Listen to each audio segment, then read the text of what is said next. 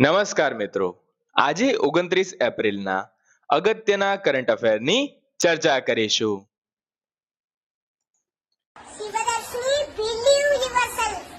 29 April, જેને આંતરરાષ્ટ્રીય નૃત્ય દિવસ તરીકે પણ ઉજવવામાં આવે છે. યાદ રાખજો, પૂછાઈ શકે છે. હાલ ચૂંટણી ગઈ તો ચૂંટણી પરથી પ્રશ્ન પણ આવી શકે કે તાલુકા પંચાયતની ચૂંટણીમાં કેટલું મતદાન નોંધાયું. 62.38% તાલુકા પંચાયતની ચૂંટણીમાં યોજાયું. તો મહાનગરપાલિકા, નગરપાલિકા અને જિલ્લા પંચાયતનો ડેટા આપેલો છે. પૂછાઈ શકે છે, યાદ રાખજો.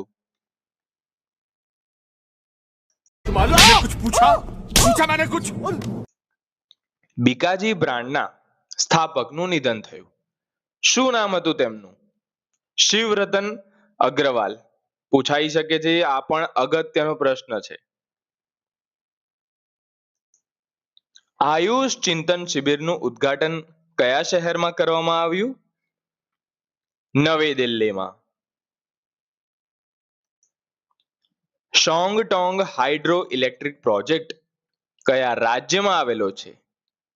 તે આવેલો છે હિમાચલ પ્રદેશમાં. પ્રસિદ્ધ ફોટો જર્નાલિસ્ટ છે રઘુરાય. તેમનું કેટલા વર્ષની ઉંમરે નિધન થયું? 83 વર્ષની ઉંમરે. યાદ રાખજો, આ જર્નાલિસ્ટ બહુ ફેમસ હતા, જેમનું હાલ નિધન થયું છે. પરીક્ષામાં પૂછાવાના પૂરા ચાન્સ છે. તાજેતરમાં કયા દેશે ભારત માટે 100% નિકાસ દૂર કરી છે, એટલે કે ડ્યુટી ફ્રી કરી દીધી છે? જવાબ છે ન્યુઝીલેન્ડ. દર વર્ષે 5,000 ભારતીયોને વર્ક વિઝા આપવાની જાહેરાત કયા દેશે કરી છે? ન્યુઝીલેન્ડે કરી છે કે દર વર્ષે 5,000 ભારતીયો ન્યુઝીલેન્ડમાં કામ કરી શકશે. ધન્યવાદ. સિપ્રીનું ફૂલ ફોર્મ શું છે? Stockholm International Peace Research Institute. પૂછાઈ શકે છે, જીકે છે. સિપ્રી છે ને એક આંતરરાષ્ટ્રીય સંસ્થા છે જે શું કરે છે? હથિયારનો વ્યવહાર દેશ જે કરી રહ્યો એ સૈનિક પાછળ જે ખર્ચ થાય તે પણ સિપ્રી જ જુએ, અને વૈશ્વિક સુરક્ષા મુદ્દાઓ પર સંશોધન પણ સિપ્રી જ કરે છે. એક ઇન્ટરનેશનલ ફર્મ છે, યાદ રાખજો. ફૂલ ફોર્મ ખાસ. 13,000 કરોડનું વિશાળ મશરૂમ મિશન કયા રાજ્ય સરકારે શરૂ કર્યું છે?